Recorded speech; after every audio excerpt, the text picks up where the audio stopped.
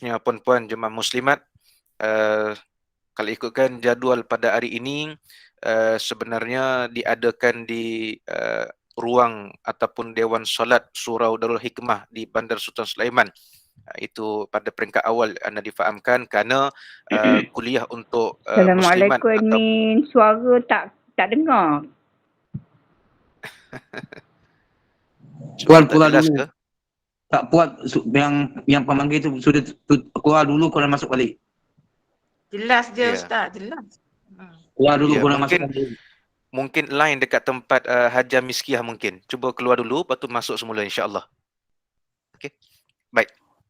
Jadi seperti mana yang anda dimaklumkan, kuliah kita telah boleh untuk bersemuka untuk kuliah-kuliah muslimat di masjid di surau telah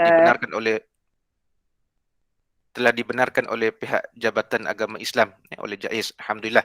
Jadi atas budi bicara Jawatankuasa Muslimat Surau melalui ketua muslimatnya iaitu Kak Roziah selaku pengurusi acara majlis tadi, maka diadakan secara online lagi pada hari ini kerana memberi ruang kepada jemaah-jemaah yang luar daripada Bandar Sultan Sulaiman yang jauh-jauh untuk mengikuti kuliah kita pada petang ini, dan kemungkinan insya-Allah mungkin bulan November depan mungkin kita terpaksalah diadakan di surau, dan boleh jadi juga mungkin cadangan daripada anda, boleh jadi juga AJK Muslimat Surau Darul Hikmah ataupun tempat lain pun mungkin boleh cuba buat usaha lebih sikit, boleh buat satu link Google Meet, boleh letak dekat depan meja penceramah untuk yang lain dapat sama-sama saksikan, tengok juga insya-Allah. Itu antara cara lain lah insya-Allah. Jadi Ustaz, kalau tidak rugi. ya. Jadi insya-Allah pada petang ini kita sambung kembali pengajian kita dalam mensyarahkan kitab Penenang Jiwa. Petang ni insya-Allah kita akan sambung pada muka surat yang ke-164. Muka surat 164 buku baru ya. Muka surat 164 buku baru, dan pada buku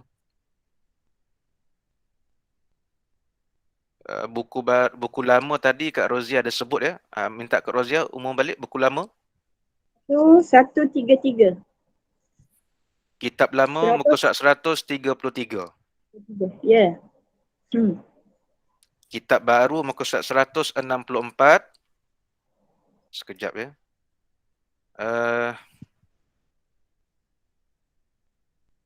Ada yang tanda lebih ke? Sebab anda tengok ada yang tanda katanya bab 29 katanya. Bab 29, bab 35.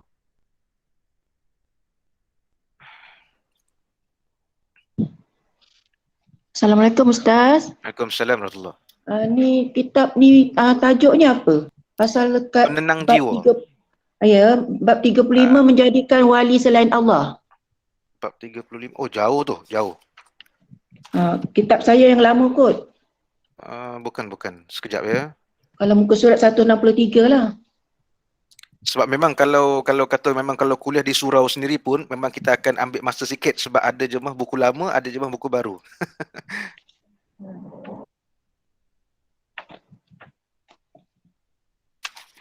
Oh, bukan. Sebab bab 35 terlampau jauh sangat, kita belum sampai lagi. Bab 29 langit dan rupa-rupa yang berbeza. Iya, betul. Kita sambung muka surat yang ke-164. 126. Buku baru, kitab lama. bab yang ke-29. Tajuknya Langit dan Rupa-Rupa yang Berbeza. Ya, buku lama muka surat 133. Buku lama 126. Ada buku lama lain lagi ke? Warna hijau kuning semua ada. Oh, okey. Jadi maknanya ada buku lama lagi ya. Tu tadi Kak Mas Merah sebut buku lama lagi warna hijau kuning muka surat berapa tu Kak? 126. 126. Tu 126, buku lama di-upgrade lagi 133, buku paling baru 164. Tapi boleh buka bab yang ke-29. InsyaAllah tajuk samalah tu ya. Bab yang ke-29, tajuknya Langit dan Rupa-Rupa yang Berbeza-Beza. Okey? Baik, kita sambung ya. Bismillahirrahmanirrahim. Faqala mu'allim rahimallahu ta'ala. Dirawikan bahawa awal sesuatu yang mula-mula diciptakan Allah adalah jauharah, iaitu permata. Kemudian Allah Ta'ala melihatinya dengan pandangan haibah. Maka hancurlah ia berkeping-keping kerana takut kepada Allah Subhanahu Wa Ta'ala. Kemudian ia menjadi air. Dan Allah Ta'ala memandangnya pula dengan pandangan rahmat. Maka separuhnya menjadi beku untuk kemudian dijadikan arash yang bergerak-gerak. Lalu Allah Ta'ala tuliskan padanya La ilaha illallah Muhammadur Rasulullah, sehingga arash menjadi diam. Namun yang separuhnya tetap sebagai air yang terus bergerak-gerak sampai hari kiamat. Demikianlah yang disebutkan dalam firman Allah dalam ringkasan surah Hud ayat yang ke-7. Dan ala arasnya di atas airnya. Ini nak menceritakan pada kita bahawasanya kekuasaan Allah Subhanahu Wa Ta'ala itu menandingi kekuasaan dan kehebatan makhluk-makhluknya, termasuk hamba-hambanya. Itu dia. Itu nak menceritakan kepada kita kekuasaan Allah itu dan kehebatan Allah itu menandingi kehebatan dan kekuasaan para hamba-hamba pada para hamba-hambanya.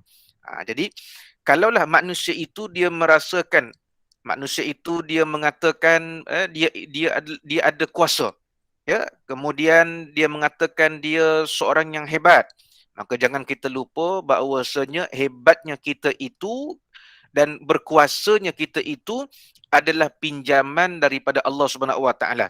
Sebab yang paling hebat ataupun yang maha hebat, yang paling berkuasa dan yang maha kuasa itu ialah yang memberikan kuasa, yang memberikan kehebatan, iaitu Allah Subhanahu Wa Ta'ala. Allah Subhanahu Wa Ta'ala. Itu harus kita ingat. Jadi kita makhluk tak ada kuasa. Kita makhluk tak ada kuasa sebenarnya, puan-puan dirahmati Allah Subhanahu Wa Ta'ala. Jadi sebab itulah pada ayat ini sebenarnya, puan-puan dirahmati Allah Subhanahu Wa Ta'ala, Allah Ta'ala nak menceritakan pada kita, ya, di atas arash itu, ya, di atas arash itu dia mempunyai air lagi. Di atas arash itu dia mempunyai air lagi. Jadi kalau kita lihat, puan-puan dirahmati Allah Subhanahu Wa Ta'ala, ya, kalau kita lihat air hujan itu, ya, kalau dari sudut sainsnya sebenarnya daripada air di bawah dia naik ke atas. Ya, itu dari sudut sainsnya. Ya, tidak kita menafikan. Tetapi kekuasaan Allah itu Allah Ta'ala itu meletakkan air itu berada di atas arash. Air itu berada di atas arash. Jadi sebab itu kalau kita lihat, ya, kalau kita lihat, ya, bila mana awan itu gelap, ya, maka orang kata tanda nak hujan. Dan ada tempat kadang-kadang, ya, bersebelahan kita tengok cerah, ya, sebelah lagi kita tengok dia gelap. Dan gelap itulah yang menurunkan ataupun yang menitiskan air, dan yang cerah tadi tidak menitiskan air. Siapa yang mengaturnya, puan-puan dirahmati Allah Subhanahu Wa Ta'ala? Tak lain tak bukan, yang mengaturnya ialah Allah. Siapa Allah itu? Rabbul Alamin. Tuhan yang mentadbir sekalian alam. Allah lah. Ya, Allah Ta'ala lah yang mentadbir sekalian alam. Sebab dia itu Maliki Yaumiddin. Dia raja. Dan dia juga raja hari pembalasan, puan-puan dirahmati Allah Subhanahu Wa Ta'ala. Jadi kita juga, ya, yang berada di atas muka bumi ini harus kita ingat, kita juga, puan-puan, sebenarnya diatur oleh Allah. Diatur oleh Allah Subhanahu Wa Ta'ala. Dan sebenarnya, puan-puan dirahmati Allah Subhanahu Wa Ta'ala, banyak yang kita atur, banyak yang kita rancang, kadang-kala dia tidak berlaku. Bahkan dia berlaku sebaliknya pula. Dan kadang-kadang yang kita tidak atur, yang kita tak rancang, itu yang kadang-kadang dia berlaku. Dan selalunya kebanyakannya begitulah, puan-puan. Yang tidak kita atur, yang tidak kita rancang, itulah yang akan berlaku. Menandakan bahawasanya Allah Ta'ala itu dia Maha mengetahui mana yang terbaik untuk tiap-tiap para hamba-hambanya, puan-puan. Itulah yang dipanggil dalam rukun iman yang ke-6, iaitu beriman kepada qada dan qadar Allah Subhanahu Wa Ta'ala. Karena Allah yang mengaturnya. Allah yang mengaturnya. Maka kalau kita lihat ciptaan Allah Subhanahu Wa Taala, ya, apa saja ciptaan Allah yang kita lihat dekat luar pun puan, sebenarnya bila kita lihat seorang mukmin itu, bila dia nampak, dia tengok saja, dia akan kata subhanallah. Itu seorang mukmin. Dia akan kata subhanallah. Ya, jangan pula kita tengok, ya, kita tengok keajaiban kat luar tu, kita saut wow. Macam cerita apa nama ni, cerita Tiga Abdul pula kan. Macam cerita Tiga Abdul umpan. Bila mana datang Piramli, ya, nyamar nak beli tukang urut, saudagar unta. Ya, tukang urut saudagar unta, nak beli dengan 2 kali ganda harga tukang urut pada abang dia tu. Apa kata saudagar unta? Wow, kata saudagar unta. Sampai dia kata, jual orang lagi untung daripada jual unta, dia kata. Itu perumpamaan dalam cerita tersebutlah. Nak ceritanya, orang mukmin dia tak akan sahut dengan selain daripada nama-nama Allah yang Maha Hebat. Jadi bila kita tengok ciptaan Allah Taala kat luar tu, tengok langit gelap, langit awan tu bergulung-gulung dan seumpama dengannya, lalu orang mukmin dia akan kata subhanallah. Dia akan kata masya-Allah. Kenapa puan-puan? Said Qutb rahimallahu taala, dia sebut dalam kitab dia. Kata Said Qutb, orang yang melihat, ya, kebesaran Allah Subhanahu Wa Taala, lalu dia saut, dia sebut dengan kalimat subhanallah. Ya, masya-Allah, Allahu Akbar. Itu antara tanda-tanda yang menyebabkan boleh menambahkan lagi iman dia di sisi Allah Subhanahu Wa Taala. Allahu Akbar. Nampak? Ya. Kata Syekh Qutb rahimahullah, bila seseorang dia nampak, seseorang dia melihat, ya, keajaiban, ya, takjub dengan kebesaran itu, dia sahut, lalu dia sebut dengan ayat subhanallah. Lalu dia katakan dengan ayat masya-Allah. Dia katakan dengan ayat Allahu Akbar. Maka saya kata Syekh Qutb rahimahullah, itu boleh menambahkan lagi keimanan kita kepada Allah Subhanahu Wa Taala. Maknanya apa puan-puan? Maknanya di situ kita sebagai seorang hamba, ya, kita sebagai seorang hamba tidak menafikan kekuasaan dan kehebatan Allah akan ciptaannya, dan di situ juga kita katakan bahawasanya Allah itu, kita mengakui bahawasanya Allah itu Tuhan yang paling ataupun yang maha hebat. Allahu Akbar. Nampak tak? Sebab tu kadang-kadang akal kita tak sampai tahap nak berfikir. Tak boleh. Ya, contoh, bila kita pergi satu tempat, ya, kadang-kadang dalam kawasan yang sama puan-puan. Ya, dalam kawasan yang sama, contohlah Bandar Sultan Sulaiman. Ya. Kita daripada Port Kelang. Ya, kita daripada Port Kelang. Tiba-tiba di Port Kelang hujan. Sampai dekat Bandar Sultan Sulaiman panas terik. Biasa kita tengok, biasa kita nampak macam tu. Dan kadang-kadang di bandar ataupun tempat yang sama, ya, mungkin fasa 4 hujan lebat, fasa 1 tak hujan, contoh. Pelik bagi manusia kan? Tapi dalam ilmu tasawufnya puan-puan nak mengajar kita, la yasta'illu min sifatillah. Tak ada yang musta'il bagi Allah Subhanahu Wa Taala. Tak ada yang musta'il bagi Allah Subhanahu Wa Taala puan-puan. Allahu Akbar. Nampak? Tak ada yang musta'il bagi Allah Subhanahu Wa Taala. Sebab itulah puan-puan, ya, Allah Taala ni dia paling suka hamba-hambanya yang mengagungkan dia. Allah paling suka. Ya, Allah Ta'ala paling suka akan hamba-hambanya yang mengagungkan dia puan-puan. Tu Allah paling suka. Dan Allah juga paling suka hambanya yang banyak meminta. Ya, Allah paling suka hambanya yang banyak merintih. Allah paling suka hambanya yang banyak meraih kepada dia. Itu paling Allah Ta'ala suka. Sehingga Allah sebut dalam Al-Quran puan-puan, wa idza sa'alaka ibadi anni fa inni qarib ujibu da'watan da'ida da'an. Allahu Akbar. Dan apabila hamba-Ku bertanya, mana aku? Allah sebut. Ya, Allah sebut. Dan apabila hamba-Ku bertanya, mana aku? Maka jawablah kepada mereka, sesungguhnya fa inni qarib, sesungguhnya aku ni amat hampir. Aku ni amat dekat dengan hamba-hamba-Ku, kata Allah Subhanahu Wa Taala. Maknanya Allah sentiasa ada. Cuma Allah hijab pandangan kita. Bila Allah ijab pandangan kita ni perempuan, maka ketika itu Allah Ta'ala nak melihat bagaimana cartograf keimanan, keyakinan yang utuh kepada Allah Subhanahu Wa Taala. Allah Subhanahu Wa Taala. Maka Allah kata, fa inni qarib, sesungguhnya aku amat dekat sekali dengan hamba-Ku. Allah ada. Allah ada dengan kita. Nah, Allah ada dengan kita. Bahkan yang paling hampir lah, paling hampir yang mana sentiasa ada 24/7 kata orang Jawa. Nah, 24 jam dia ada dengan kita. Siapa dia? Malaikat yang bernama Raqib wal Atid. Malaikat Raqib dan malaikat Atid. Ini memang 24 jam dia ada dengan kita lah puan-puan dirahmati oleh Allah. Maka Allah hijab. Allah tutup. Tak nampak lah. Kalau nampak puan-puan, tak ada orang berani buat jahat. Kalau nampak, tak ada orang berani buat maksiat. Tak ada orang berani buat kemungkaran. Tak ada lah.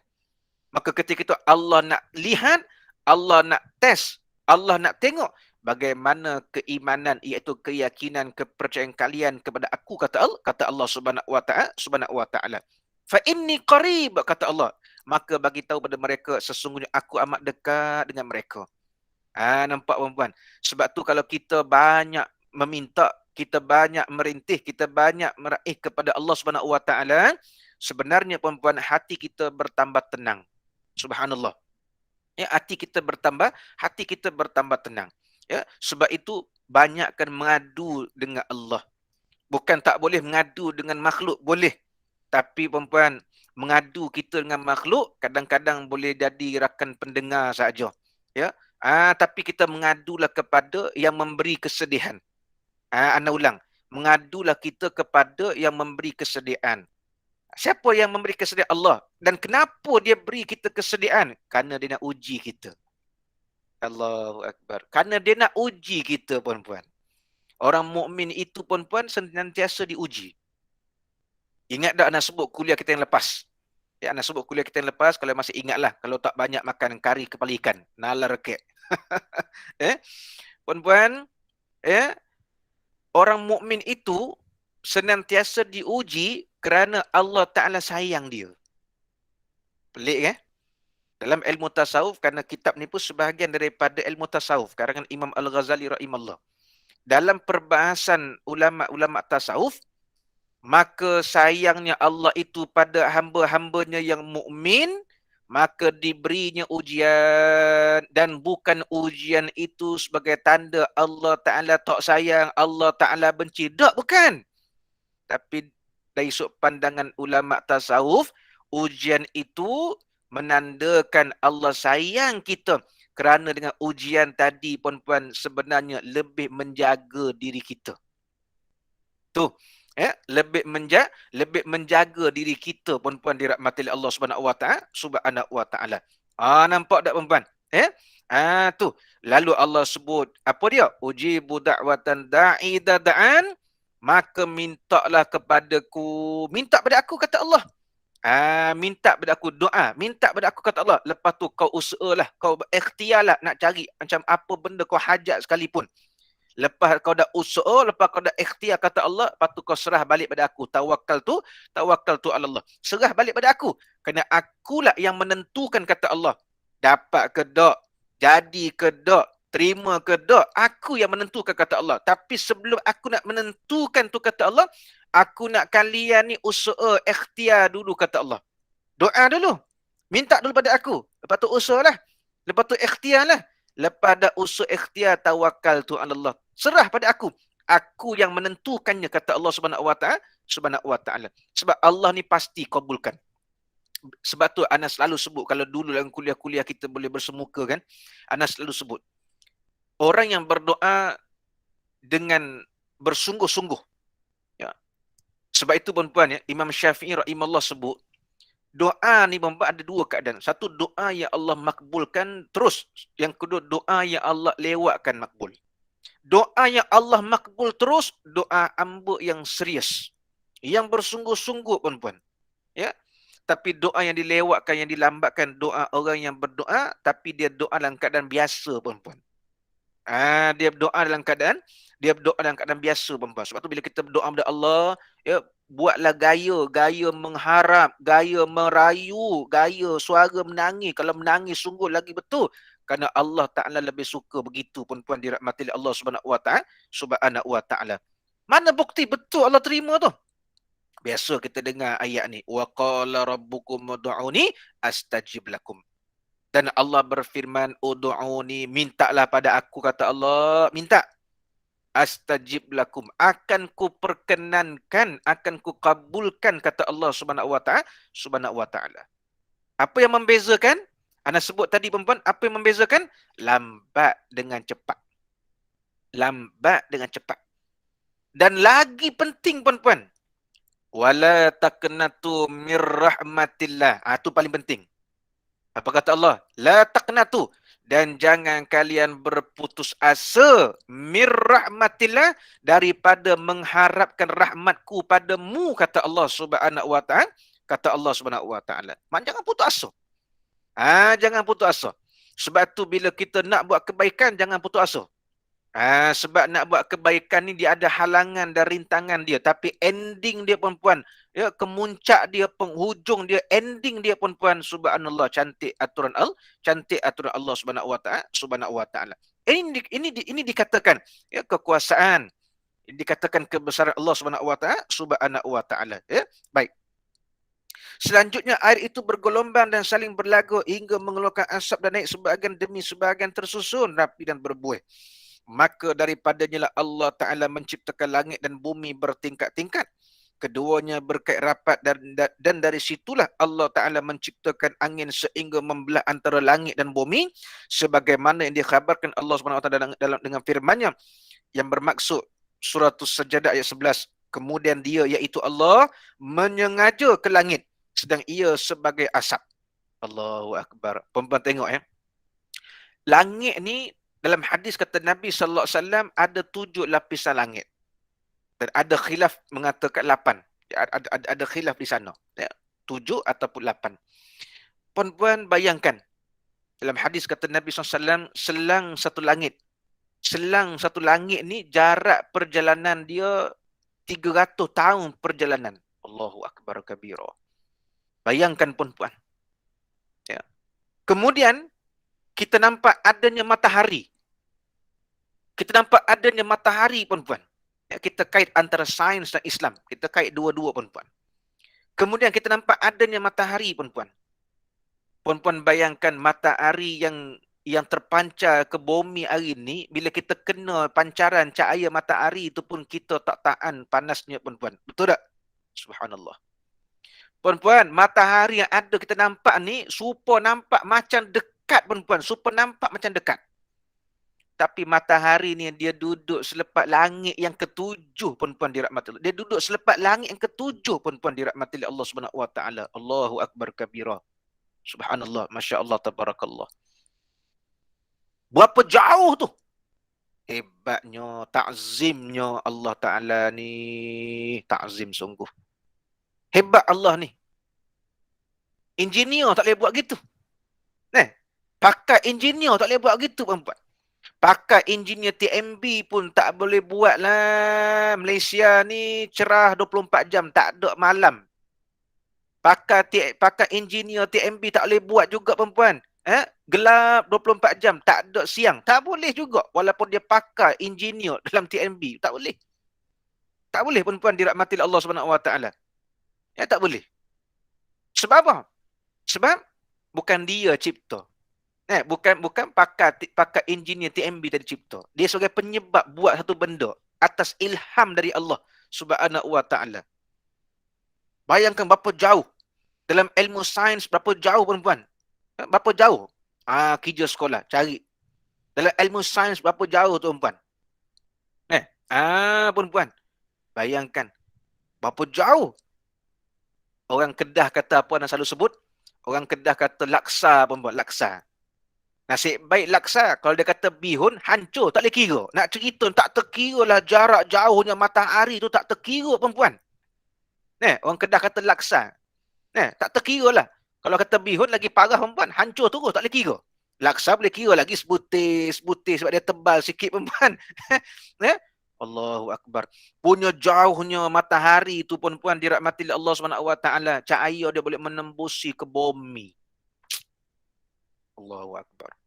Masuk kereta, tingkap kereta tinta hitam, tak nampak dah. Dia putih melepak pun tak nampak, punya gelap. Buka aircon, masuk brum nombor 4. Kalau nombor 10 terbang habis rambut dia, tudung dia.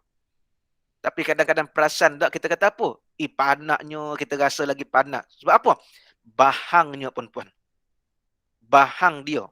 Panah lain, bahang lain. Bahang dia puan-puan. Sebab itulah Nabi SAW sebut bagaimana, macam mana jarak matahari dari kepala kita di mahsyar nanti, kita tahu dah. Sejengkal daripada kepala kita puan-puan. Allahu Akbar. Tak terbayang Tak terbayang puan-puan. Mungkin letak telur, masak terus agaknya. Letak telur, hangus telur tu agaknya. Wallahualam. Nampak? Sebab itulah puan-puan dalam hadis Mata Arba'in disebutkan, ada pun peluh orang-orang yang beriman, peluh orang yang beramal soleh, bila mengalir di mahsyar, peluh dia sejuk. Allahu Akbar. Peluh dia sejuk. Puan-puan, kita tak rasa peluh kita sejuk. Tak rasa. Kalau puan-puan berpeluh kat luar, ketika panas peluh, puan-puan masuk dalam bilik aircon, ruang aircon baru rasa sejuk. Sebab dia bercampur angin aircon dengan peluh tu kat kulit kita rasa sejuk. Tapi di mahsyar puan-puan, mana ada aircon super dunia ni? Tak. Tapi kata Nabi SAW, peluh orang mukmin ni, peluh orang yang beramal ni, orang beramal soleh ni, mengalir peluh dia ni, sejuk kata Nabi. Allahu Akbar. Mudah-mudahan peluh kita mengalir sejuk di mahsyar nanti, insya-Allah. Amin. Allahumma amin ya rabbal alamin. Ada pun kata Nabi, walakin ibtasharna, akan tetap peluh orang-orang yang sebaliknya lah.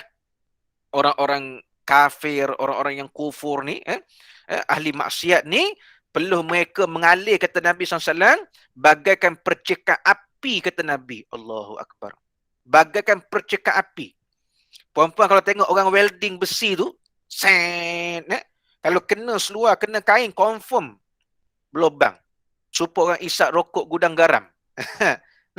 Orang isap rokok gudang garam, bila keluar percikan api tu, kalau kena tu, confirm berlubang selalunya puan. Berlubang halu kecil puan. Kadang tak nampak pun.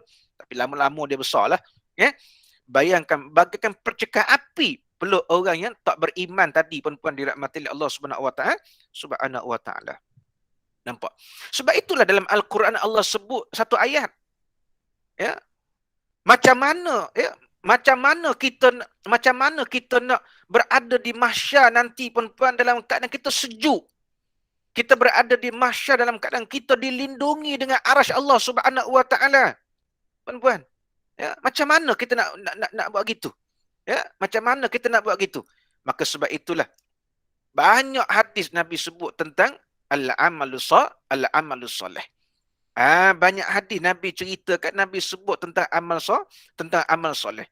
Maka dalam Quran pun Allah Ta'ala bagi peringatan. Apa peringatan Allah?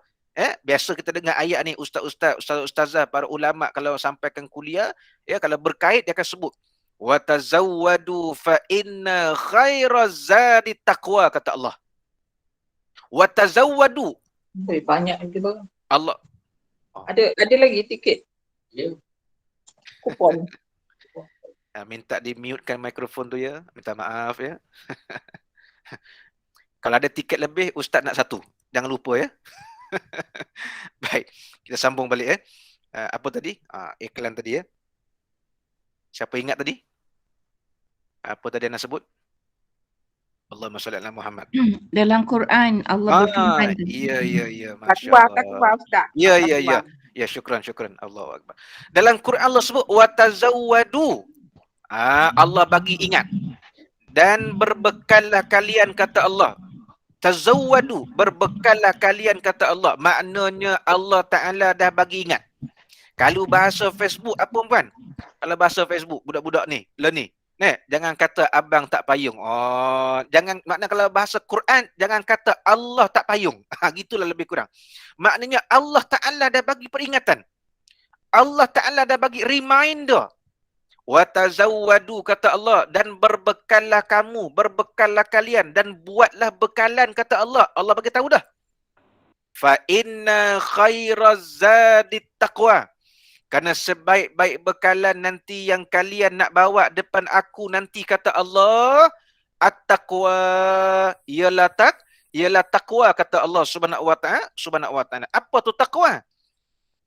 Makna mudah taqwa kata Imam Syafi'i rahimahullah, taqwa itu ialah al-amalu soleh. amal soleh kita puan-puan dirahmati oleh Allah Subhanahu Wa Taala. Amal ibadat kita. Amal jariah kita. Sebab itu puan-puan, dua benda ni jangan tinggal buat. Buat semampu mana kita boleh buat ketika hidup, kita buatlah puan-puan. Sebab tak rugi. Sebab apa puan-puan? Sebab untung dunia selamat akhirat. Sebab untung dunia selamat akhirat. Apa dua benda ni? Pertama amal soleh, yang kedua amal jariah. Jangan tinggal. Ya. Adapun amal soleh merangkumi amal ibadat lah. Ya, adapun amal soleh merangkumi amal ibadat. Yang kedua tadi ialah amal jariah. Dua amal, dua perbuatan ni buatlah selagi mana mampu, ada kudrat, ada kekuatan, ada kemampuan, buatlah. Yang paling penting selalu ana suka ulang. Apa dia? Istiqamah. Ni perempuan istiqamah. Tu perempuan. Apa dia? Al-Quran jangan tinggal. Ana ingatkan diri ana dan semua yang mendengar, Al-Quran jangan tinggal baca. Paling tidak pun jangan tinggal jangan lupa dengar alunan Quran.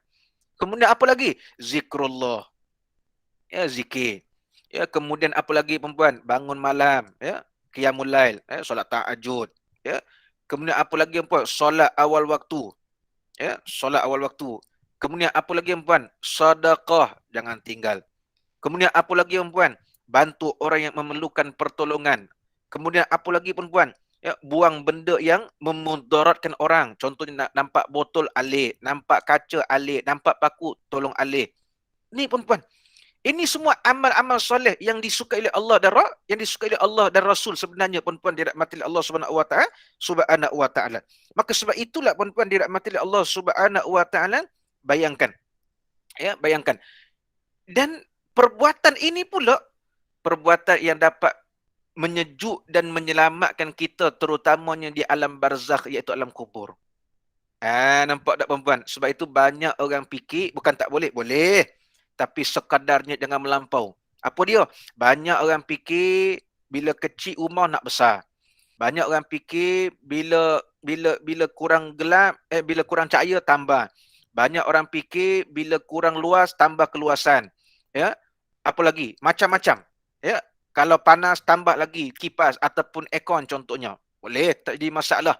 Tapi perempuan, jangan kita lupa untuk fikir, dan bukan fikir saja. Fikir pun tak cukup. Jangan lupa fikir, sambil fikir kita buat. Apa dia? Amalan yang boleh melapangkan kubur, amalan yang boleh menerangkan kubur, amalan yang boleh menyejukkan kubur, amalan yang boleh menenangkan kita di kubur sebelum kita nak bertemu Allah Subhanahu wa taala nanti di yaumul mahsyar nanti. Sebenarnya perempuan dirahmati Allah Subhanahu wa taala. Sebab itu Pak Anas selalu sebut, buat sedikit tapi berterusan, yang dipanggil istiqamah perempuan. Baik. Kemudian kita sambung. Para cendekiawan mengatakan bahawa baik, ada soalan nanti nak jawab masa hujung kuliah. Baik. Para cendekiawan mengatakan bahawa Allah menciptakan langit dari asap, tidak menciptakannya daripada uap, kerana asap tercipta sebagai bahagian-bahagian yang boleh dipegang, yang pada akhirnya akan menetap.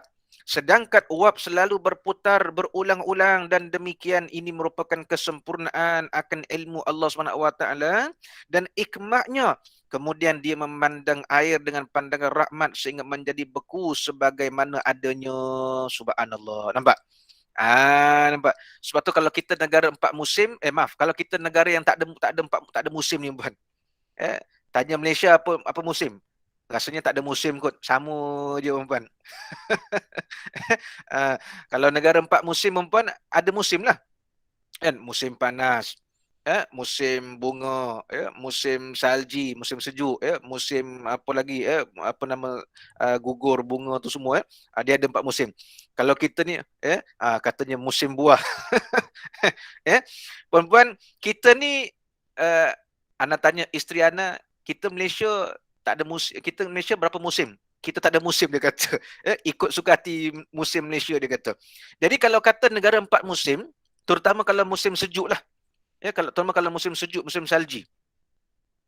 Berlakunya salji di bawah itu, bila suhu berubah sejuk, Ya, bila suhu berubah sejuk, dia atas tu dia di atas tu dia dah basah. Tapi bila bawah tu cahaya dia 1 degree, 2 degree, apalagi negatif lah degree dia, negatif 1, negatif 2, lagi tinggi negatif 10, negatif 15, lagi beku lah. Bila hujan tadi tempat itulah terjadinya salji. Subhanallah. Ya.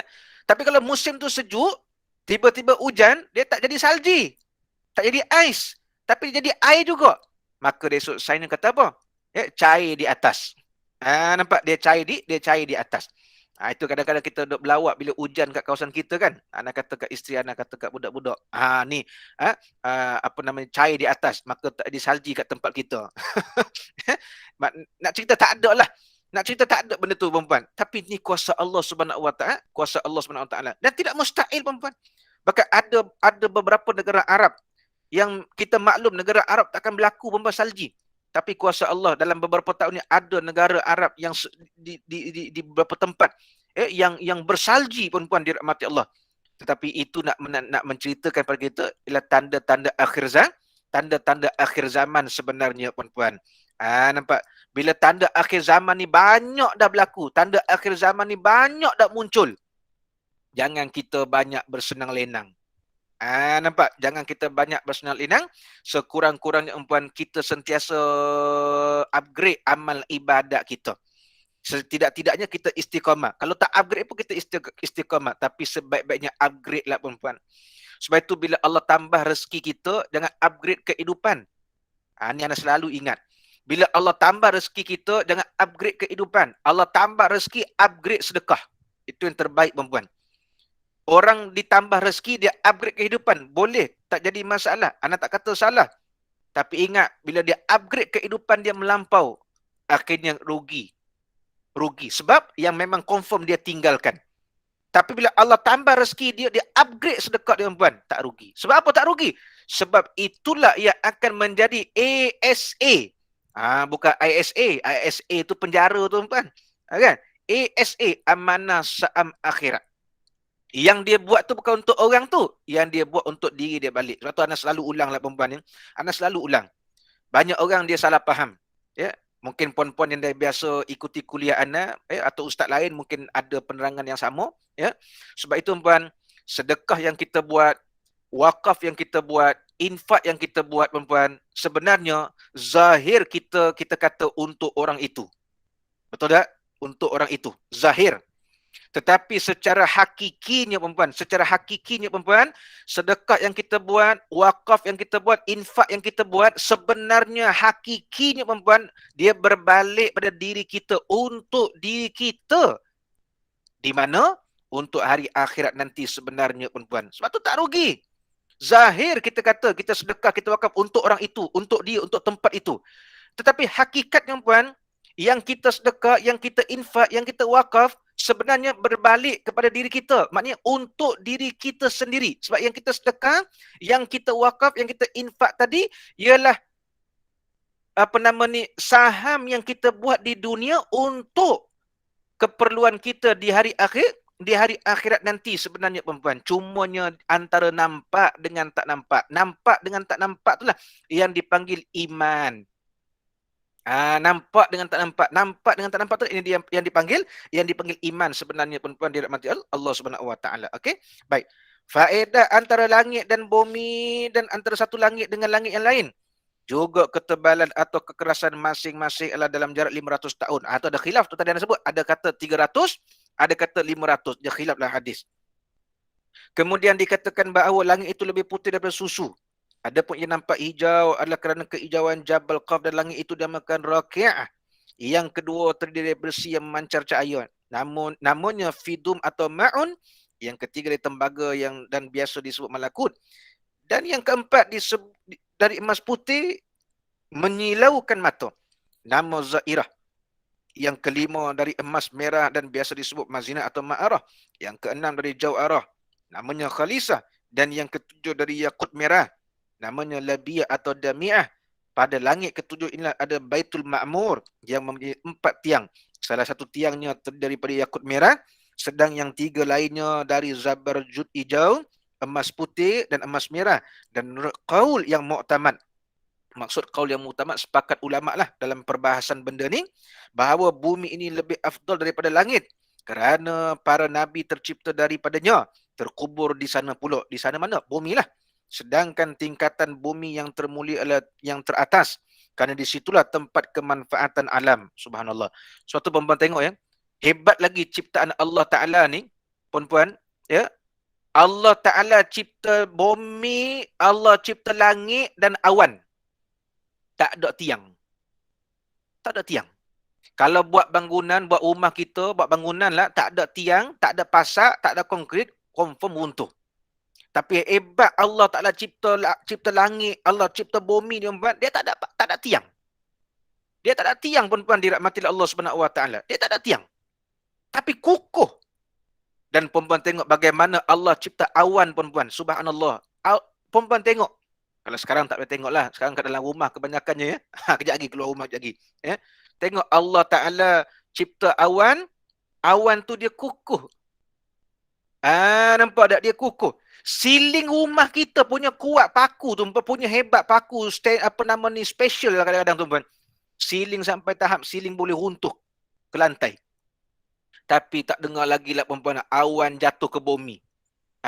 Kalau dengar pun mungkin sekali-sekala. Tapi ni kehebatan ciptaan Allah Subhanahu Wa Ta'ala. Lepas tu bila kita naik kapal terbang, kita naik kapal terbang bukan masuk langit. Ada orang kata, oi kita masuk langit, kita naik atas langit ni. Kita masuk dalam awan. Kadang bergegar kapal terbang tu, perempuan. Ya, bergegar kapal terbang tu, goyang sebab awan tu tebal. Ya, macam umpama macam gula-gula kapas lah. Umpama macam tu, perempuan. Ya, bergegar kapal terbang bila masuk dekat awan tadi, perempuan dirahmati Allah Subhanahu Wa Ta'ala. Tengok bagaimana, perempuan, ya. Bagaimana hebat ciptaan Allah Subhanahu Wa Ta'ala, ya. Dirawikan dari Ibnu Abbas bahawa langit yang terutama adalah yang atapnya Arasy Ar-Rahman, iaitu Al-Kursi, oleh kerana ia dekat dengan Arasy dan segala bintang yang bermanfaat tumbuh di sana. Baru-baru ni kita sebagian besar masyarakat tunggu meteor ya, tunggu meteor kan, termasuklah yang cakap ni pun tunggu sekejap dalam 1 jam juga, perempuan. Pasal apa nak tengok kuasa Allah ya, kita jarang sekali-sekala nak nampak kan. Alhamdulillah nampaklah juga, perempuan. Tapi perempuan, jangan pula kita sanggup tunggu meteor, perempuan, tapi tiba-tiba suruh tahajud tak sanggup pula. Jangan macam tu, perempuan. Itu tandanya palsu. Tandanya kita palsu, iman kita palsu dengan Allah Subhanahu Wa Ta'ala. Waliyazubillah subhanahu min zalik. Adapun bintang-bintang ini pada langit yang ketujuh, Saturnus pada langit yang ketujuh dan ia untuk hari Sabtu, Jupiter pada langit ke-6 untuk hari Khamis, Mars pada langit yang ke-5 untuk hari Selasa, matahari itu pada langit ke-4 untuk hari Ahad, Venus pada langit yang ke-3 ia untuk hari Jumaat, Mercury pada langit yang kedua untuk hari Rabu, dan bulan pada langit pertama dan ia untuk hari Isnin. Ini dari sudut dari sudut perbezaan dia. Betapa menghairankan ciptaan Allah. Memang ciptaan Allah ni pelik, perempuan. Subhanallah. Ciptaan Allah ni pelik, perempuan. Kerana pelik itulah menambahkan iman dan bertambah dekatnya kita kepada Allah Subhanahu Wa Ta'ala. Kenapa? Kerana kita menyedari bahawa betapa kerdilnya kita ni, dok rasa hebat sangat, rasa kuasa sangat, rasa kita ni ada segalanya, rupa-rupanya tak boleh nak mengatasinya, perempuan. Sebab yang ada pada kita ni anugerah, kurniaan, pinjaman daripada Allah Subhanahu Wa Ta'ala. Itu kita kena ingat. Dia menciptakan langit 7 dari asap, namun keadaan setiap langit berbeza. Juga dia turunkan air dari langit, lalu oleh kerananya bumi mengeluarkan tumbuh-tumbuhan dan buah-buahan yang berbeza-beza, baik warna maupun rasanya, sebagaimana yang disebutkan dalam firman Allah. Sebab tu tengok ya, 2-3 tahun ni musim buah. Tadi ada seorang sebut musim buah. Ya, dalam 2-3-4 tahun ni kalau kita perasan, musim buah pun tak menentu. Pelik kan bagi kita? Pelik. Tapi tak ada yang mustahil bagi Allah Ta'ala. Tak ada. Di situ, perempuan, kita merenung kembali, kita muhasabah, kita merenunglah kita merenung kembali betapa hebatnya Allah, kerana kalian mengatakan ada sekian musim, tetapi aku lebih mengetahui bila yang terbaik untuk hamba-hambaku di atas muka bumi ini, kata Allah Subhanahu wa taala. Subhanallah. Patut Allah tidak pernah berikan yang tak baik pada hambanya, melainkan hambanya yang buat yang tak baik kepada dia. Walhal Allah berikan akal, fungsi akal itu untuk berfikir sebelum bertindak. Allahu akbar. Juga dia turunkan air dari langit. Lalu oleh kerananya bumi mengeluarkan tumbuh-tumbuhan dan buah-buahan yang berbeza-beza, baik warna maupun rasa. Nampak? Ya? Contoh air kelapa. Contoh air kelapa kan, punya tinggi buah kelapa tu. Ya? Satu-satu buah dekat pokok ada air dalam buah tu pula. Allahu akbar. Mana ada kita tengok orang pergi ambil paip, pergi cucuk kat buah kelapa tu letak air. Tak ada, perempuan, tak ada.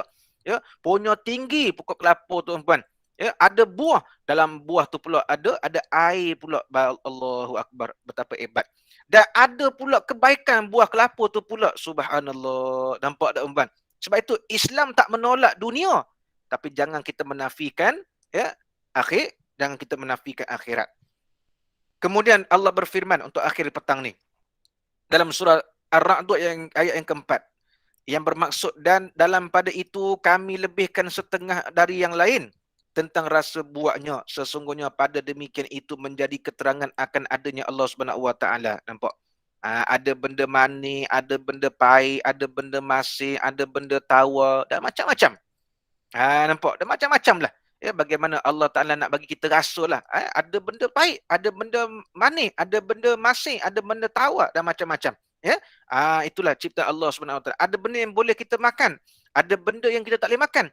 Ya, kalau tak boleh makan, Ustaz, buat apa? Allah buat. Ya, suka hati Allah lah. Nah, itu kalau bahasa kita. Hak tak boleh makan sengaja Allah buat kerana adilnya Allah. Kerana dia itu al-adlu, dia itu maha adil, perempuan. Ada benda tak boleh makan, tapi lawannya ada benda dia bagi boleh makan. Yang tak boleh makan, confirm mudarat. Yang boleh makan ada kebaikan. Bahkan kadang-kadang ada kebaikan pula.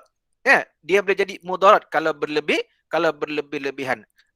Dalam bab benda tu boleh makan, tapi bila makan lebih jadi mudarat, dari perbahasan ilmu fiqh, dia boleh jatuh kepada haram. Kalau jadi mudarat pula. Subhanallah. Nampak? Bahkan juga Allah Ta'ala menciptakan manusia berbeza-beza pula. Tengok, dalam Quran Allah sebutkan, aku ciptakan manusia itu berbeza-beza rupa, berbeza-beza paras, kulit dan sebagainya. Allah cipta orang Melayu, orang Cina, orang India, orang Bengali, orang putih, ya, orang Afrika, orang kulit hitam. Ya. Nak ceritanya betapa hebatnya Allah Ta'ala tu. Bukan nak membeza-bezakan, oh kulit hitam, aku kulit putih. Tak, bukan. Nak tunjukkan itulah kehebatan Allah mencipta dalam kejadiannya, dalam ciptaannya, puan-puan dirahmati Allah. Ya. Kemudian ada yang putih, ada yang hitam, samalah. Ada yang berduka, ada mukmin, ada kafir, ada yang pandai dan ada pula yang bodoh. Dan asalnya adalah daripada yang satu, iaitu Adam. Maka bersyukurlah kita. Ya, beruntungnya kita di sisi Allah kerana kita dilahirkan dan ketika ini dalam keadaan seorang Muslim.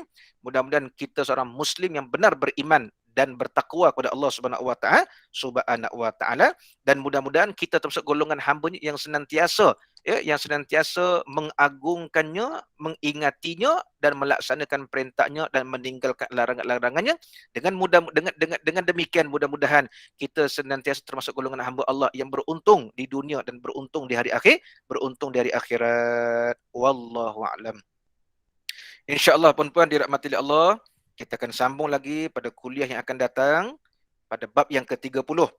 Al-Kursi, Arash, Malaikat, Muqarrabin, Rezeki dan Tawakal. Masya Allah, ni tajuk yang bagus ni. Kita akan huraikan pada kuliah kita bulan November hadapan, insya Allah. Jadi kerana itu dapat anda sampaikan, mudah-mudahan ada manfaat. Apa yang kita dengar, yang kita pelajari dapat dijadikan pedoman dan dijadikan panduan dalam kehidupan kita, insya Allah. Dan seperti biasa, puan-puan, sebelum anda akhirkan majlis ilmu kita, anda buka sesi soalan lah, ataupun sesi soal jawab untuk kita kongsikan sama-sama jawapannya. Mudah-mudahan dapat jawapan yang bermanfaat. Dan siapa yang nak bertanya secara live boleh buka speaker ataupun video sekali. Kalau rasa segan, agak-agak mahal suara tu, boleh tulis kat ruang mesej. Tapi untuk sementara tu, puan-puan, bagi anda buka mesej dulu sebab tadi anda pasal ada dua soalan. Anda bacakan dulu ya. Ada soalan daripada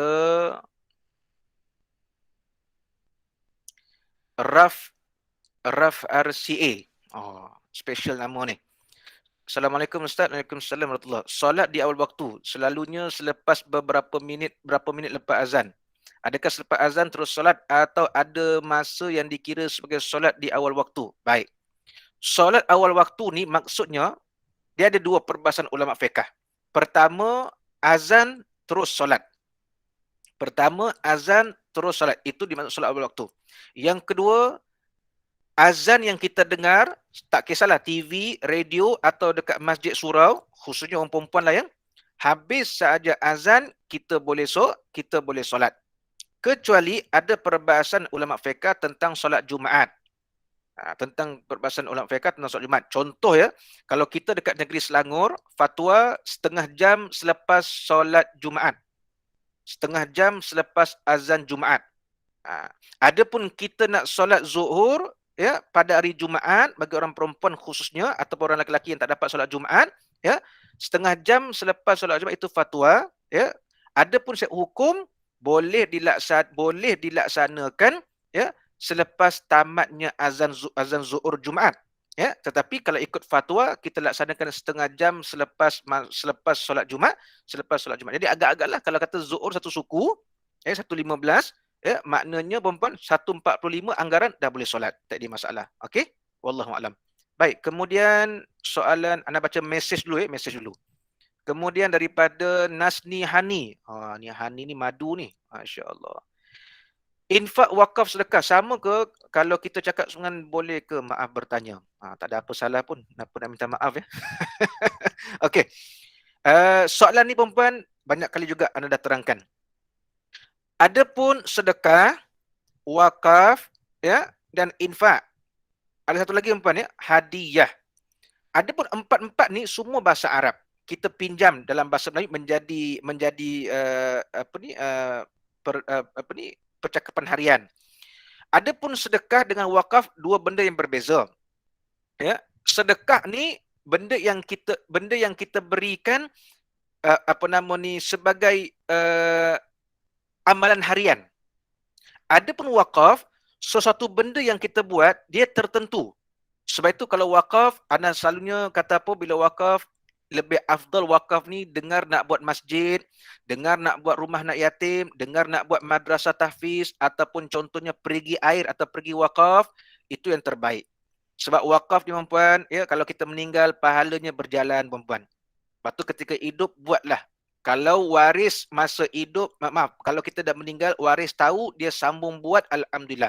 Tapi ada pengalaman ketika hidup dia dah buat, alhamdulillah, tapi bila dia meninggal, waris tak buat. Ya, mungkin tak tahu, wallahu a'lam. Jadi ketika hidup, buatlah perempuan wakaf ni. Rebutlah. Dalam Quran Allah kata fastabiqul khairat, rebutlah peluang kebajikan. Ya, ada kemampuan, buatlah. Tak mampu buat semua, buat sikit-sikit, jangan tinggal semua. Ya, sedekah ni menjadi harian. Sedekah subuh lah, sedekah Jumaat lah, ya, sedekah nampak orang gelandangan bagi dia minuman, air ke, duit ke, sedekah. Adapun wakaf, benda yang kekal. Buat masjid, buat rumah anak yatim, buat madrasah tahfiz. Contohnya macam puan-puan yang mengenali program yang Ana buat Nur Kasih Amal, kita buat masjid, kita buat madrasah tahfiz macam sekarang di Aceh Utara, ya, masjid di Vietnam, pergi wakaf atau pergi air, ya, pergi PAM yang sedang kita buat sekarang ni ada 43 buah sumbangan puan-puan semua, ya, di Kemboja, di pedalaman kampung Islam yang dhaif yang tak ada air. Itu nama wakaf. Adapun infak singkatan daripada wakaf. Ya, infak nafaqah. Dan satu lagi nak kata dia hadiah. Orang kita biasa sebut hadiah dari aku, hadiah. Hadiah ni hadiah, hadal ya tamarbuta. Hadiah ni maksudnya pemberian ataupun sagu hati. Contoh lepas ustaz habis kuliah, AJK Muslimat Surau akan bank in transfer sagu hati. Apa tak bagi pun tak apa. Bagi aku ambil, tak bagi tunggu. Pelawak lah ya. Jadi itu hadiah, maksudnya sagu hati ataupun pemberi ataupun pemberian. Itu perbezaan. Ya, baik. Okey. Siapa contohnya dekat komen mesej ada daripada Aisyah Samad tentang nombor akaun surau untuk program-program kebajikan, program keagamaan dan sebagainya. Itu kita boleh niat sedekah. Itu kita niat sedekah, tak boleh niat wakaf. Niat sedekah itu niat sedekah. RM5, RM10, RM20, RM30. Okey? Baik.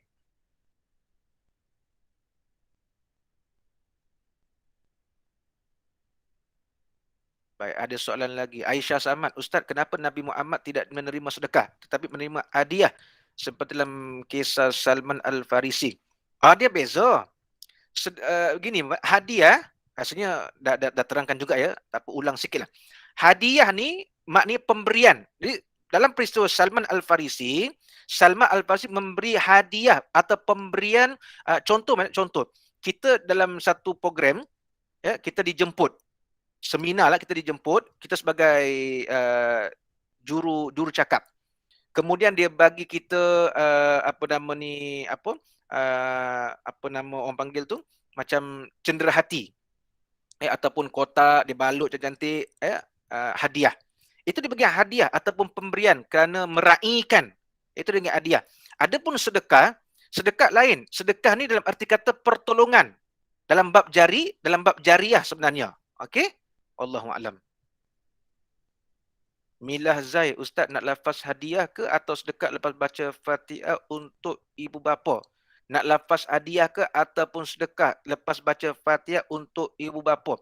Baik, anda sebut tadi hadiah ni pemberian. Sedekah ni dalam konteks jariah. Dalam soal Fatihah, dalam konteks Fatihah, kita boleh katakan hadiah, kita boleh katakan sedekah sebab dua-dua dia bersangkut paut. Okey? Kak Nur Aini Yahya, Hajah Nur Aini. Terima kasih Ustaz. Sama-sama. Afwan Karim. Baik, soalan di mesej seterusnya. Robiah Yaakob. Kak Robiah. Assalamualaikum Ustaz. Waalaikumsalam warahmatullahi. Sedekah ada waktu tetap seperti sedekah subuh, sedekah Jumaat. Bolehkah kita niat sedekah kepada ibu bapa yang dah meninggal dunia? Baik. Puan-puan, anda sebut dalam kuliah kita sebelum ni, menjadi kelaziman dalam setahun lebih ni puan-puan. Ya, setahun lebih ni jadi budaya kita sedekah Jumaat. Kalau sebelum ni kita susah dengar tentang sedekah Jumaat ataupun sedekah subuh. Betul Jadi alhamdulillah zaman dah canggih, kefahaman dah meluas. Jadi kita buat sedekah subuh, sedekah Jumaat. Puan-puan kalau tanya ana, Ustaz, sedekah mana yang paling afdal? Pada ana, buatlah sedekah tiap-tiap hari kerana amalan yang istiqamah itu lebih Allah sukai. Jadi maknanya ambil ayat sedekah subuh confirm hari-hari. Sebab solat subuh tu hari-hari. Sampai Jumaat kita niat sedekah Jumaat kerana antara amalan yang paling disukai oleh Allah iaitu orang yang menafkahkan harta pada hari Jumaat. Itu antara mafhum hadis. Jadi berbalik pada soalan, bolehkah kita niat sedekah untuk ibu bapa yang meninggal dunia? Memang sangat terbaik. Kalau puan-puan biasa dengar ana sebut dulu kalau kita kuliah kat Masjid Surau, ya, siapa yang masuk, ana pernah bawa tabung kan, tabung tin biskut tu, bukan dalam tu tak ada biskut, duit lah semua. Duit nak biskut dia jadi duit. Jadi puan-puan, ana kata apa? Siapa yang sedekah dalam tabung ana bawa tu, sebab tu tabung tu untuk tabung program kan, kita bawa dulu tu tabung untuk Kemboja, Vietnam, Aceh ataupun dekat Malaysia ada memerlukan pertolongan, kita gunakan sikit-sikit. Jadi anda kata siapa masuk dalam tabung sedekah tu atau tabung masjid ke, tabung surau ke, niatlah sedekah tu untuk kedua orang tua kita dapat sama saam akhirat ni puan. Memang terbaik. Okey?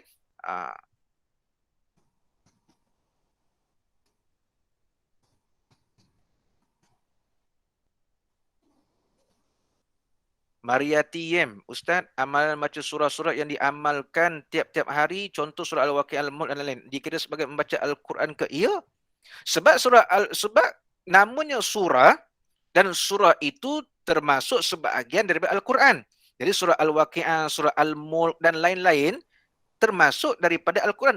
And confirm lah kita membaca Al-Quran, confirm kita membaca Al-Quran. Okey? Wallahu a'lam. Baik. Silakan.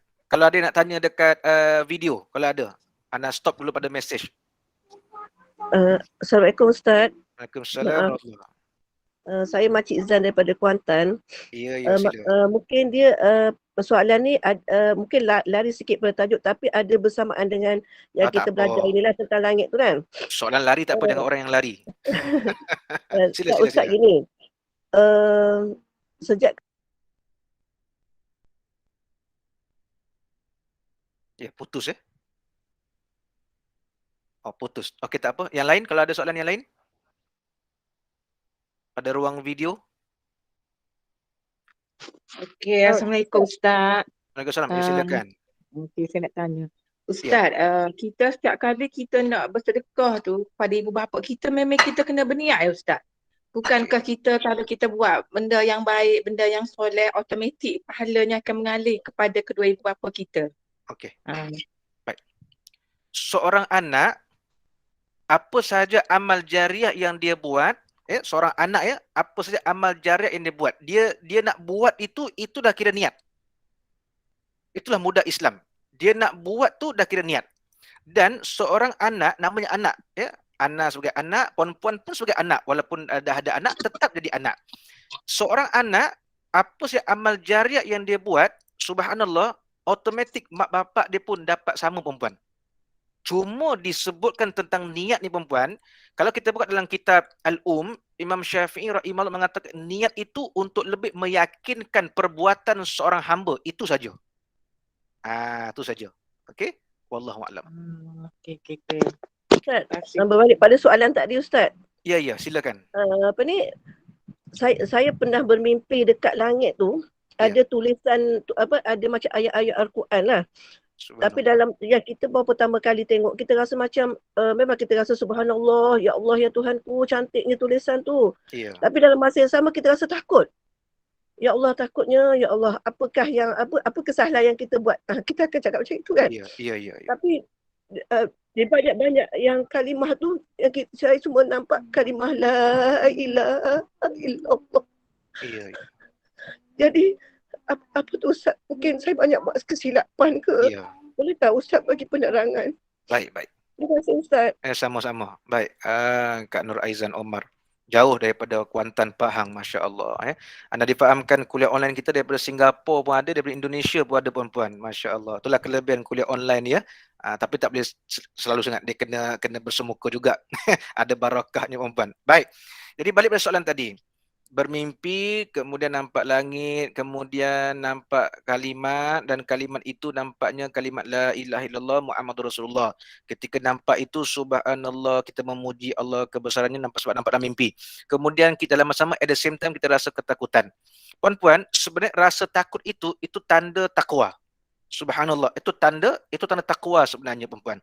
Kalau dikatakan adakah kerana saya ada buat kesilapan atau dosa, maka ditunjukkan benda itu perempuan. Kalau kita buka dalam kitab At-Tibyan, perempuan dirahmati Allah, di situ disebutkan dalam kitab itu perempuan, itu menandakan sebahagian daripada kelebihan ataupun dipanggil karamah. Biasa dengar ayat karamah.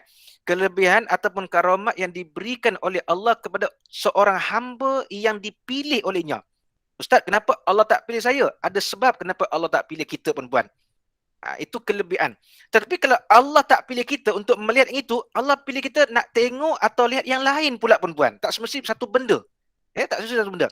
Kemudian dalam kitab itu juga disebutkan, bila kita nampak, adakah dikatakan kerana dosa yang kita buat dan sebagainya?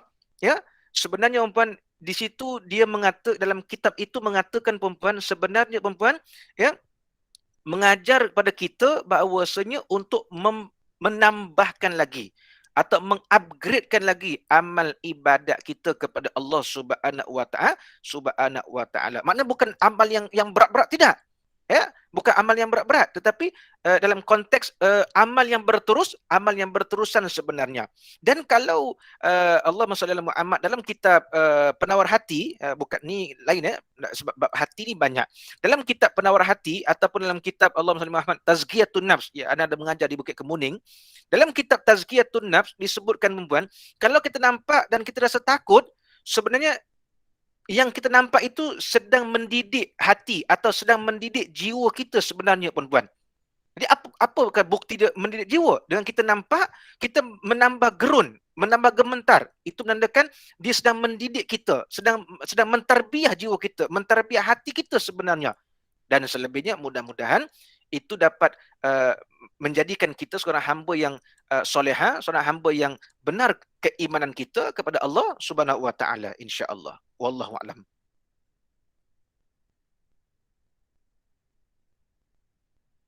Okey, baik. Anda tengok pada ruang mesej ya. Idayu Mukhtar, Ustaz, apa yang terbaik kita buat untuk suami yang telah terlebih dahulu dijemput ilahi? Terima kasih. Sama-sama. Ini apa yang terbaik? Selalu anak sebut. Bukan kata untuk suami lah ya. Namanya untuk orang yang dah meninggal dunia. Dalam hadis banyak Nabi sebut. Untuk orang yang dah meninggal dunia, apa amalan yang paling baik, paling banyak perlu kita buat selain kita doakan untuk dia, wakafkan untuk dia. Tu. Wakafkan untuk dia. Kalau tanya apa amalan paling baik selain doakan untuk dia, selain baca Yasin untuk dia, dalam hadis afdalnya ialah banyakkan wakaf untuk si mati. Tak kira suami ke, makcik ke, mak kita, ayah kita, anak kita, siapa saja, namanya orang dah meninggal dunia, banyakkan buat wakaf untuk si mati. Itu yang terbaik perempuan dirahmati oleh Allah Subhanahu Wa Taala. Okey, wallahu a'lam. Okey, Adilah Idris. Oh, Kak Dila. Ustaz, kalau kita berwakaf untuk ibu bapa, kita kena sebut nama ibu bapa sebab kita bila kita nak berwakaf kita kena maklum pada pihak penganjur. Bagaimana dari segi pahala sebab tidak secara bersembunyi. Baik. Maksud tidak bersembunyi ni, maksud menyembunyi ni bukan menyembunyi daripada pihak penganjur. Menyembunyi daripada orang lain. Itu maksudnya. Adapun wakaf, kita kena maklum kepada orang yang menguruskan. Kena maklum. Sekurang-kurangnya hamba Allah pun tak apa. Tapi dia kena maklum. Kerana pada wakaf ada lafaz akad. Anda ulang ya. Kerana pada wakaf ada lafaz akad. Walaupun dia kata dari hamba Allah tak apa. Kerana selebih niat pada orang yang mewakaf.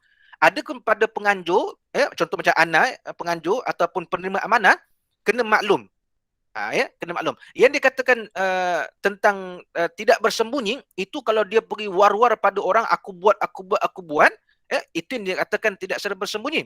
Dan ada dalam kitab Ihya, ada riak yang diharuskan, contoh-contoh masuk riak itu, kita nak mempertontonkan. Ada yang diharuskan dengan tujuan nak menggalakkan orang buat. Itu hukumnya harus. Okey? Wallahu a'lam.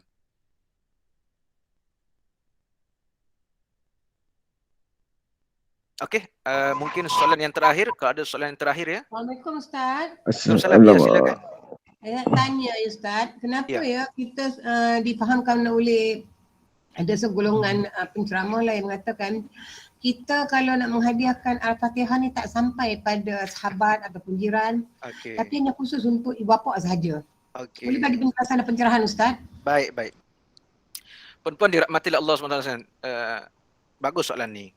Anda fahamlah ni daripada golongan-golongan Pak Aman yang macam mana ni. Mungkin puan-puan pada dapat faham lah insya-Allah ya. Baik. Puan-puan, kalau kita tanya hadis memang tak ada. Tetapi ingat kita ada ijma' dan qiyas ulama yang tidak tertolak yang memang diguna pakai di sudut akidah kita. Ya. Jadi puan-puan, kalau dikatakan baca Fatihah tidak sampai dan sebagainya, puan-puan, anda teringat ya, anda pinjam daripada almarhum Kiai Haji Zainuddin MZ. Ya, seorang ulama besar Indonesia yang digelar dengan gelaran Da'i Sejuta Umat. Ya, almarhum Kiai Haji Zainuddin MZ. Ya, ceramah dia hebat.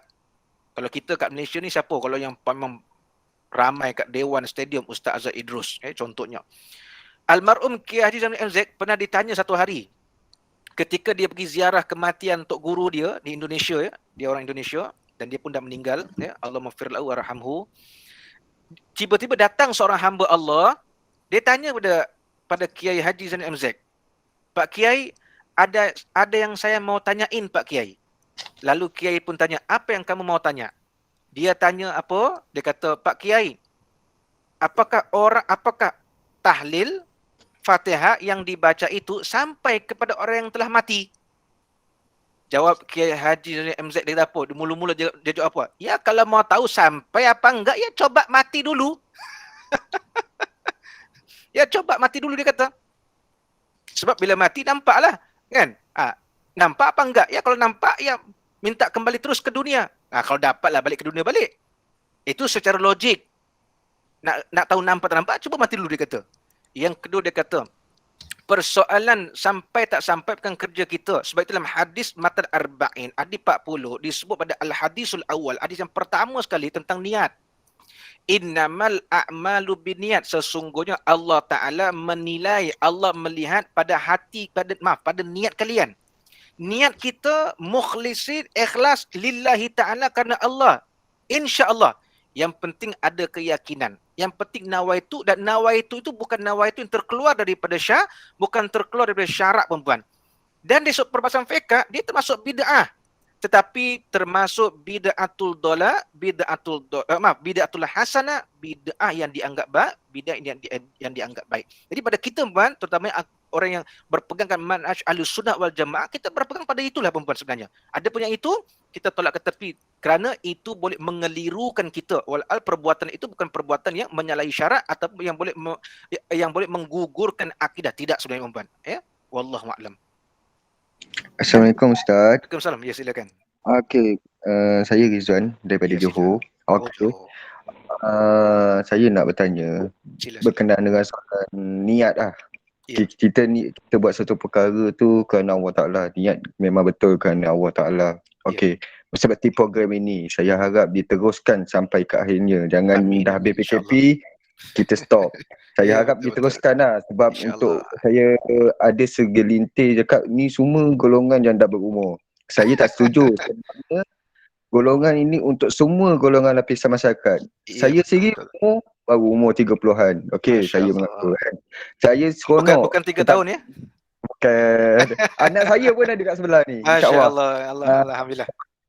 Okey, satunya apabila kita mengajak perkara ni ke arah kebaikan, macam contoh program ini diwawarkan, diberi gambar ada program-program ini apa semua, kita WhatsApp pada orang lain, kita apa, ada yang segelintir ni kata riak, tak kubul, menunjuk kan. Kita nak ajak orang kebaikan. Contohnya kita post dekat Facebook ke apa ke kan, program-program ni kan.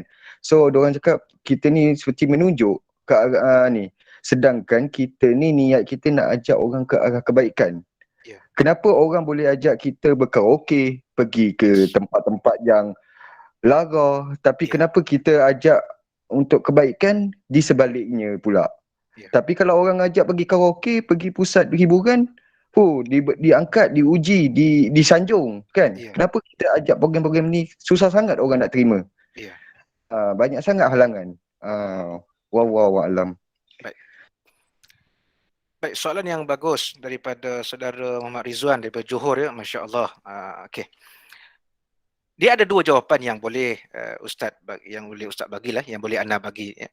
Yang pertama sekali, kalau ingat tadi anda sebut tentang perbuatan riak tapi diharuskan oleh syarak. Sebab tu ilmu ni kita kena belajar. Tak boleh kutip-kutip dengan gelaran yang anda selalu sebut. Banyak orang hari ni belajar dengan Syekh Al-Google, Syekh Al-YouTube. Ya, banyak hari ni orang suka Google Syekh Al-Googli. Tu dengan Syekh Al-YouTube. Tak boleh perempuan. Ya, jadi akhirnya akan berlaku kesalahpahaman dan sebagainya perempuan. Baik, balik cerita tadi. Perempuan, sebenarnya dalam Islam ada riak. Kalau orang kata riak lah, ada riak yang diharuskan. Contoh, tadi anda sebutkan puan, berkait dengan soalan yang ditanya oleh saudara Rizwan tadi. Satu benda yang kita iklankan, yang kita war-warkan dengan tujuan untuk menarik minat. Orang buat atau orang pergi, ya, ketika itu hukumnya perempuan, hukumnya jatuh wajib. Hukum jatuh wajib. Adapun dia kata macam riak ke apa ke, itu kerana dia itu menandakan pada orang yang kata engkau ni macam riak dan sebagainya, sebenarnya empunya diri anda harus sedar bahawasanya diri anda itu sedang dalam kelemahan dan dalam kelalaian sebenarnya perempuan dirahmati Allah Subhanahu Wa Taala. Ini satu kerugian.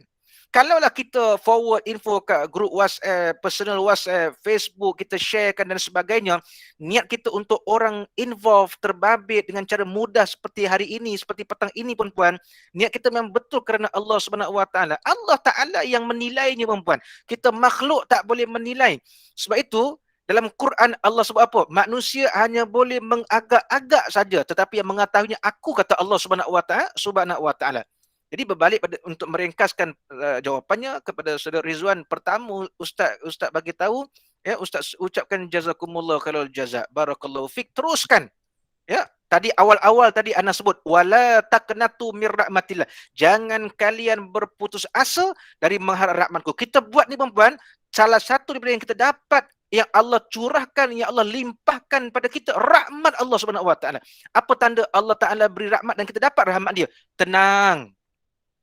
Kata almarhum Profesor Dr. Hamka, Buya Hamka rahimahullah, tanda rahmat Allah tercurah, terlimpah atas diri seorang hamba, dia rasa tenang, dia rasa seronok atas kebaikan yang dilakukan. Itu tanda rahmat. Kalau ingat dalam kuliah sebelum anda sebut, ada 4 perkara. 4 ke 3, nanti kita sebut salah satu. Ya. Yang kita perlu dapat dari Allah. Pertama, lillahi ta'ala. Yang kedua, rahmat. Yang ketiga, barakah. Yang keempat, mardatillah, iaitu keredaan Allah. Yang kelima, kepuasan ya Ustaz. Ya. Yang kelima, kepuasan di hati. Ya, kepuasan di hati. Jadi puan-puan, ya, kalau 4 benda ni, 5 benda ni kita buat, insya-Allah puan-puan. Sebab itu puan-puan, memang nak buat kebaikan, syaitan dia terus masuk gear. Kalau kita hiraukan dia, kita kalah. Itu kesukaan syaitan, dia seronok.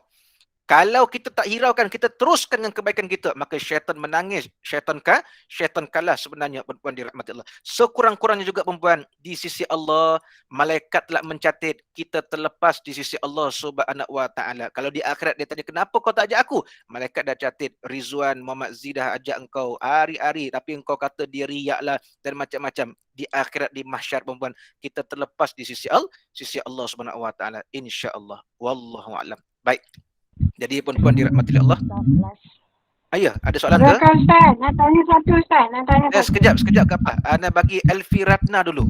Okey. Okey. Ustaz, saya nak tanya, kalau kita ni perempuan nak bersedekah, perlu ke minta izin dekat suami? Kan kalau sedekah, kalau boleh sorok-sorok kan. Okey, terima kasih. Baik. Ini antara soalan yang paling famous orang perempuan tanya. Soalan paling famous orang perempuan, apakah kita bersedekah perlu bagi tahu dengan suami? Dia ada 2 perempuan. Satu perempuan, kita nak bersedekah kalau dengan duit kita sendiri, ya, tak maklum pun tak apa. Yang kedua, kalau kita bersedekah, kalau hasil itu daripada pemberian suami perempuan, ya, hukumnya harus untuk kita memberitahu kepada dia, kerana sedekahnya seorang isteri, perbuatan sedekah seorang isteri itu, pahalanya turut mengalir untuk suaminya juga ketika itu. Jadi ketika itu hukumnya harus, ya, bukan wajib, ya. Jadi kalau kata nak bagi tahu pun tak ada masalah. Mungkin menambah semangat suami, boleh jadi suami dengar dia tambah lagi perempuan. Dulu tiap bulan 500, dia bagi 1000 pula. Wallahu a'lam. Okey? InsyaAllah, amin. Amin, barakallahu fiik. Baik, silakan Kak Apa. Ya, soalan yang terakhir. Ustaz, saya nak tanya, di Masjid Aitam ni kan Ustaz, dia orang banyak bagi duit untuk bila dibagi, dia beli buat makanan, dia agihkannya selepas solat, mesti ada orang bawa makanan, orang lain bersedekah kan? Ya. Saya nak tanya, suami, dia bersedekah sejumlah wang dalam tabung masjid dengan niat, dia bersyukur yang kami kena COVID dah sembuh semua kan? Alhamdulillah, ya. Tapi dia tak habakkan, tak beritahu tak wawarkan pada orang masjid lah, diam-diam gitu. Dia tanya Kak Pak kata lah kalau kita bagi secara senyap, Allah yang tahu. Betul tak Ustaz? Ya, betul. Macam tu betul? Ya, betul. Okey, anda jawab sorry. Ya. Ringkas je lah Ustaz jawab. Okey. Okey Ustaz. Kalau kata suami masuk dalam tabung, niat dia begitu, alhamdulillah kerana sembuh daripada COVID dan tak bagi tahu orang masjid, tak perlu bagi tahu sebab tabung itu tabung sedekah umum. Apapun dia berbalik kepada nawaitu kita. Yang anda katakan tadi tentang wakaf. Wakaf tu kena maklum kepada penerima amanah kerana ada akad di situ. Adapun sedekah dia tidak sama seperti wakaf. Jadi betul lah tu apa yang Kak Apa kata tadi tu, apapun berbalik kepada kita dengan Allah Subhanahu Wa Taala. Wallahu a'lam. Okey, terima kasih Ustaz. Baik, sama-sama. Baik, mungkin soalan yang terakhir anda jawab dekat mesej anda baru perasan ni daripada Zalina RWG, Rawang kot. Assalamualaikum Ustaz, saya nak tanya mana yang lebih afdal selepas solat kita baca untuk arwah ibu bapa Al-Fatihah atau doa ibu bapa? Mana lebih afdal? Puan-puan, kalau tanya mana lebih afdal, dalam solat kita doa untuk ibu bapa. Allah maghfirli zunubi wali walidayya warhamhum kama rabbayani shaghira. Kemudian kita kata dah meninggal lah Ustaz, dah meninggal. Ada wali jami'il muslimin wal muslimat wal mu'mina wal mu'min al ahya'i minhum wal amwat. Itulah al ahya'i minhum wal amwat, dan hidup dan juga yang telah meninggal yang telah meninggal dunia. Jadi kalau tanya mana afdal, doa. Ya, mana afdal doa. Jadi kalau tanya mana lebih afdal lepas solat kita baca untuk arwah ibu bapa, Al-Fatihah ataupun doa. Doalah. Doa perempuan. Doa itu lebih afdal. Tetapi selalunya menjadi kelaziman sebelum doa orang akan baca Fatihah. Tak jadi masalah. Benda khilaf, anda ulang ya. Kalau bab solat dia banyak perbahasan ilmu fiqh. Jadi benda fiqh dia banyak khilaf. Adapun benda khilaf, benda yang diraikan, maknanya mana-mana pun boleh. Jangan bergaduh sudah sampai bertumbuk. Itu saja perempuan. Yang masalahnya perempuan tak buat langsung. Itu jadi masalah. Wallahu a'lam. Jadi anda rasa cukup sekali itu kot ya. Pukul 6.30 petang, alhamdulillah, sangat-sangat terharu, sangat-sangat seronok ya. Alhamdulillah, anda perhatikan di awal ni 130 orang yang join kuliah online daripada Johor, anda difahamkan daripada Kuantan, daripada Singapura, daripada Indonesia. Cuma Singapura dengan Indonesia ni pun dia tak keluar. Anda kenal lah sebab anda yang forward alhamdulillah. Mudah-mudahan istiqamah itu yang paling anda sebut dia pun naik bulu roma anda ya. Alhamdulillah istiqamah. Dan insya-Allah seperti anda sebut di awal tadi, boleh jadi mungkin bukan kata Darul Hikmah, tempat lain juga boleh jadikan, boleh cuba buat insya-Allah. Mungkin kalau dah boleh kuliah bersemuka di Masjid Surau, mana yang dah biasa buat online ni, mungkin boleh buat satu link letak kat depan meja ceramah untuk bagi yang luar yang tak dapat tengok insya-Allah. Mungkin boleh diusahakan insya-Allah. Jadi puan-puan dirahmati Allah, kita berhenti sekat itu. Mudah-mudahan apa yang kita pelajari pada petang ni dapat jadikan ilmu yang bermanfaat, jadikan pedoman dan panduan. Moga-moga kita semua dalam rahmat dan barakah Allah Subhanahu Wa Taala insya-Allah. Jadi kita akhirkan majlis ilmu kita dengan doa sebelum anda serahkan majlis ini pada Kak Rozia semula insya-Allah. Bismillahirrahmanirrahim. Alhamdulillahirabbil alamin. Wassalatu wassalamu ala asyrafil anbiya'i wal mursalin wa ala alihi washabihi ajma'in. Allahumma faqqihna fid din wa 'allimna ta'wil ila siratal mustaqim. Rabbana atina fid dunya hasanatan wa fil akhirati hasanatan wa qina adzabannar. Wa sallallahu ala khairi khalqi sayyidina Muhammad wa ala alihi wasallam. Walhamdulillahirabbil alamin. Yang baik dari Allah, yang lemah atau ada sebab kekurangan atau terkasar bahasa datang dari kelemahan dari ana. Cuma satu makluman ana baru teringat, dan kebetulan anda difahamkan penyumbang itu ramai pada petang ini. Anda ucapkan jazakumullah khairal jazak, khususnya kepada yang menyumbang untuk pergi wakaf. Untuk yang menyumbang pergi wakaf ya, ada dekat online ni lebih daripada 10 orang anda difahamkan. Jadi anda ucapkan jazakumullah, mudah-mudahan diterima Allah, murah rezeki, istiqamah, dan insya-Allah nanti pergi wakaf dah siap, wakil kita akan hantar gambar dan akan forward kepada yang in charge yang tolong kutipkan insya-Allah. Sekali itu anda serahkan kepada Kak Rozia. Assalamualaikum warahmatullahi wabarakatuh. Halakkan ilmu ya Ustaz. Amin insya-Allah. Barakallahu fik. Alhamdulillah. Syukur nikmat dibagi Allah. Jazakallah khairan katsira Ustaz atas perkongsian ilmu pada petang ini. Banyak yang dapat kita pelajarilah. Kemudian semua yang hadir pada petang ini mendapat manfaatnya walaupun sama ada sikit atau banyak. Rezeki dari Allah berikan kita kefahaman insya-Allah. Dan seterusnya saya ucapkan berbanyak terima kasih juga kepada semua yang menghadiri majlis kuliah kita melalui online. Insya-Allah depan kita akan buat 2 hala secara bersemuka dan online. Jadi kepada yang tak kira di mana berada, insya-Allah dapat bersama-sama lagi. Mudah-mudahan Allah permudahkan kita untuk mencari ilmu dan ridha Allah insya-Allah. InsyaAllah. Barakallahu fik. Semoga semuanya sentiasa dalam rahmat Allah. Kepada siapa-siapa yang telah memberi sedikit sumbangan ikhlas untuk surah Darul Hikmah, ia ucapkan jazakumullah khairan katsira. Semoga Allah melimpahkan rezeki insya-Allah. Insya-Allah, dan dikurniakan kesihatan yang berpanjangan insya-Allah. Amin insya-Allah. Terima kasih kita dengan Subhanakallahumma bihamdika asyhadu an la ilaha illa anta astaghfiruka wal 'asri innal insana lafi khusr illa Bismillahirrahmanirrahim. Wal 'asri innal insana lafi khusr illa allazina amanu wa 'amilus shalihat wa tawassaw bil haqqi wa tawassaw bis sabr. Shadaqallahul 'azim. Assalamualaikum warahmatullahi wabarakatuh. Kita berjumpa. Assalamualaikum warahmatullahi. Terima kasih Ustaz, terima kasih penganjur. Ya, sama-sama. Insya-Allah jumpa lagi insya-Allah. Terima kasih Ustaz. Assalamualaikum. Jazakumullahu khairan. Afwan Karim. Semua sahabat. Terima kasih Ustaz, Ustazah. Ya, Assalamualaikum sama-sama. warahmatullahi Terima kasih semua. InsyaAllah. InsyaAllah, insyaAllah. Terima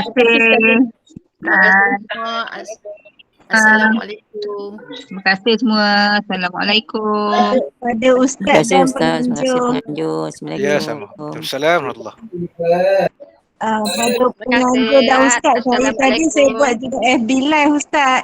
Dalam FB saya. Alhamdulillah, Allahu Akbar. Alhamdulillah, alhamdulillah. Mudah-mudahan bermanfaat insya-Allah. Mudah-mudahan. Amin, amin, amin. Jazakumullahu khair. Afwan, afwan.